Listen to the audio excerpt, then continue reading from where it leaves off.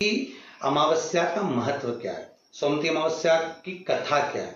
महाराज अगर हम जाने तो उसके अनुसार सोमवती अमावस्या के अनुसार एक ब्राह्मण परिवार और बड़ा आनंद में रहने वाला, बड़ा सुख में रहने वाला, भगवत चर्चा करने वाला और भगवत स्मरण करने और भगवत स्मरण में सदा रमने वाला, दिन प्रति भगवान शिव की आराधना करना, दिन प्रति भगवान शंकर का स्मरण करना, दिन प्रति भगवान शंकर की चर्चा करना, भगवत स्मरण करते रहना।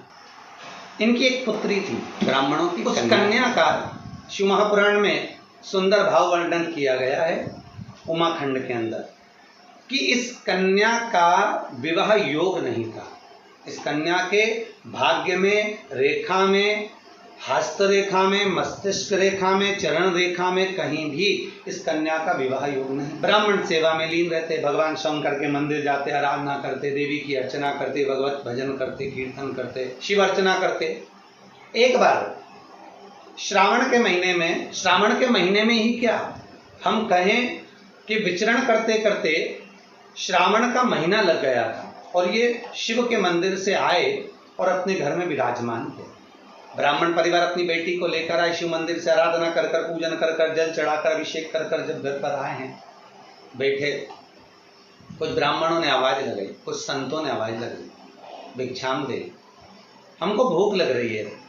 संतों ने जब आवाज लगाई, ब्राह्मणों के घर में से कन्या बाहर निकल कर आई और कन्या ने बाहर निकल कर आकर कहा, संतों आप हमारे घर में प्रवेश करिए, आइए।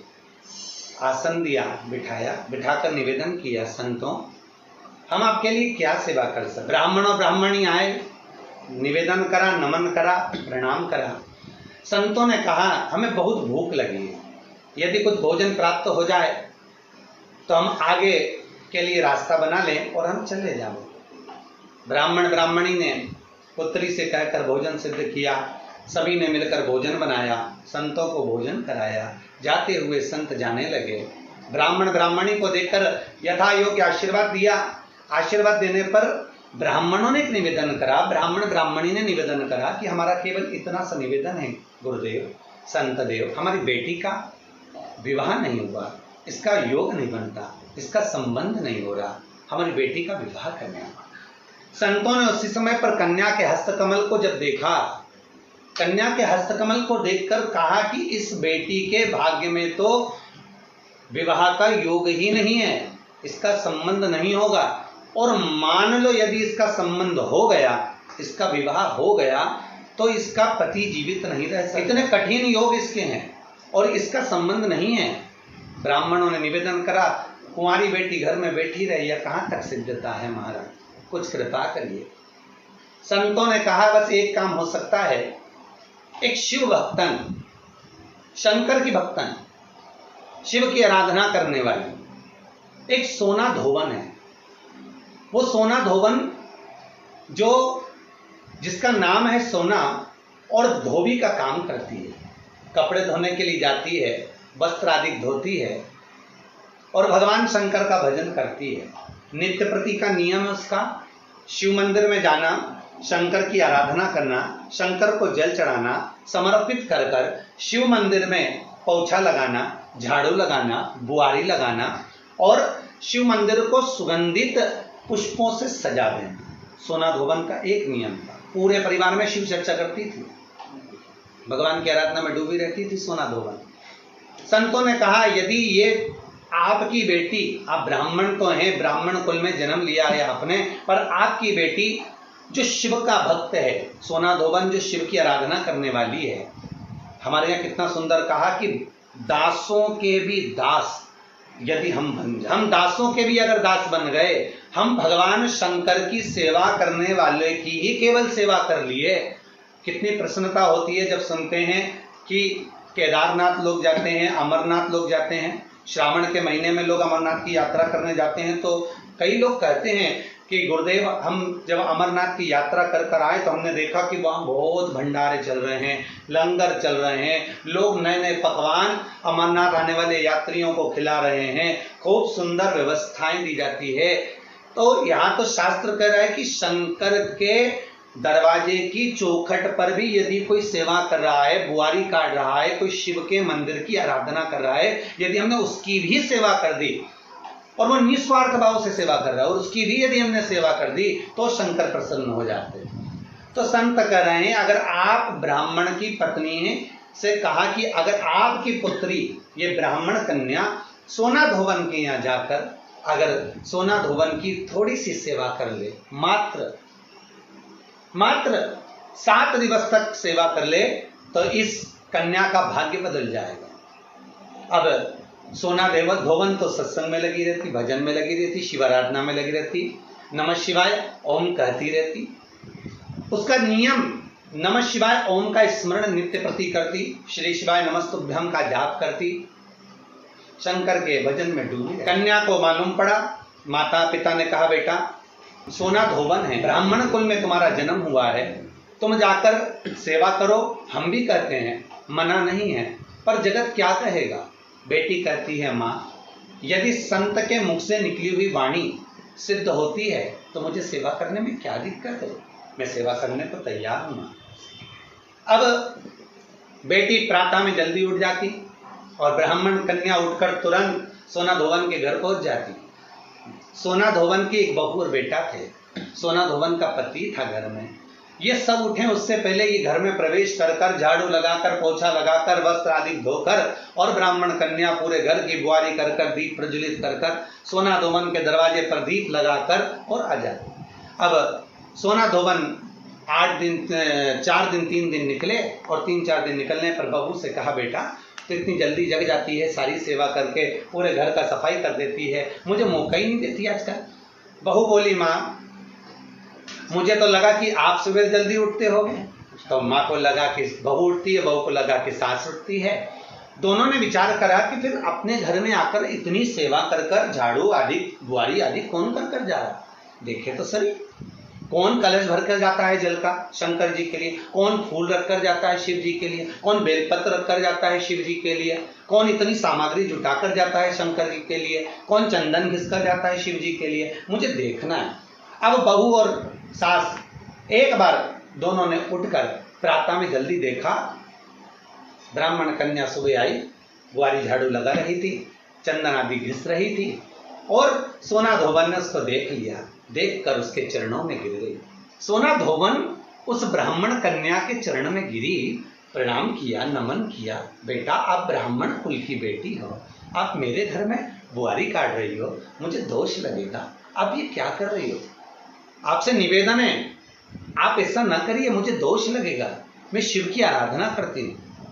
कन्या ने हाथ जोड़कर निवेदन करा सोना धोवन से, माता जी मेरे हस्त कमल में, मेरे भाग्य में पति का सुख नहीं है, मेरे भाग्य में विवाह नहीं है, पर मुझे संत ने कहा है यदि शिव भक्तन सोना धोवन के अगर केवल सेवा ही मिल गई तो उससे तुम्हारा भाग्य खुल जाएगा, उससे तुम्हारे हस्त कमल में विवाह योग आ जाएगा। आप कृपा करिए, मेरे पिताजी ने जो वर ढूंढा है उससे मेरे पिताजी विवाह करना चाहते हैं, पर मेरे भाग्य में लिखा है कि विवाह के बाद भी मेरा सौभाग्य समाप्त हो जाएगा, आप कुछ कृपा करें। नहीं, अगर मेरे द्वारा आपका हित होता है तो हित करने में क्या दिक्कत है, अपने माध्यम से अगर किसी का भला हो रहा है जरूर हो।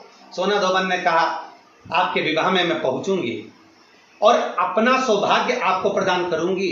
संत ने कहा था मां कि सोना धोवन के मस्तक का सिंदूर यदि तेरे मस्तक पर आ जाएगा तो तेरा बाल भी बांका नहीं होगा। मां ऐसी कृपा करिए, मेरा सौभाग्य बना दीजिए। जिस दिन कन्या का विवाह था उसके प्रथम में वर कन्या की मांग में सिंदूर भरे, उससे पहले सोना धोवन पहुंच गई।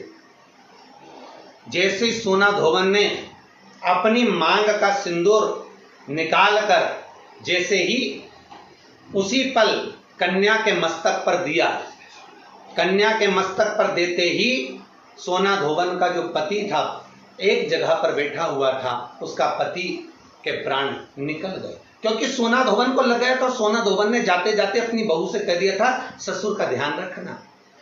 प्राण निकलते से ही जैसे ही मांग में सिंदूर दिया, सोना धोवन का मांग का सिंदूर जैसे ही हटा, हटते से ही सोना धोवन को ज्ञात हो गया कि आज मुझे लगता है कि मेरा पति नहीं रहा।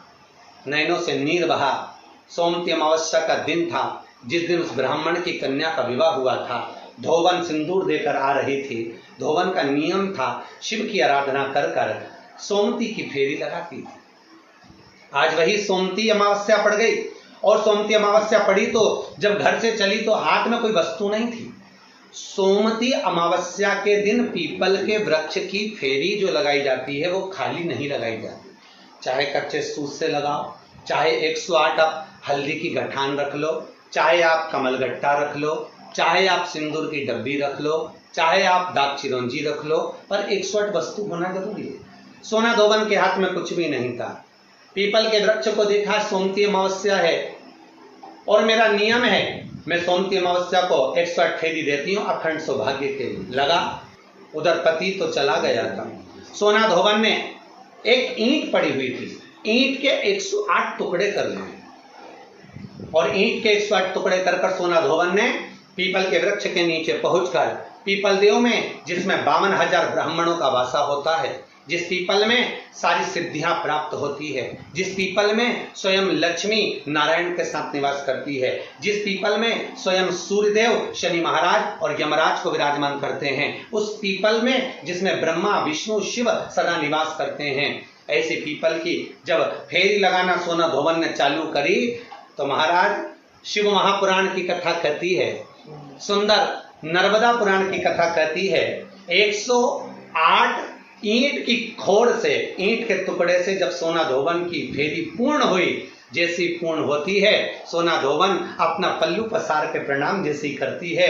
पीपल के वृक्ष पर जो सिंदूर लगा था सोना धोवन ने जैसे अपनी मांग में भरा, वैसे उसका पति वापस जीवित हो गया, वापस जीवित। सोमवती अमावस्या का फल ही यही है कि जिन वर कन्या का विवाह नहीं होता, जिन लड़का लड़की का विवाह नहीं होता, जिन पति पत्नी में आपसी में टकरार चल रहा हो, अदालत तक बात पहुंच गई हो, जिस घर में शांति नहीं रह रही हो, आपस में क्लेश वाड़ा मचा हो, ऐसी हो गया मन में कि अब ये तनाव बहुत बढ़ गया है, संबंध टूट जाएगा, तो निवेदन है सोमवती अमावस्या के दिन आप भी सोमवती अमावस्या के दिन पीपल के वृक्ष के नीचे जाकर उस पीपल की पूजन कर कर उस पे कुंकु सिंदूर चंदन समर्पित कर कर कच्चे सूत से 7 परिक्रमा करिए।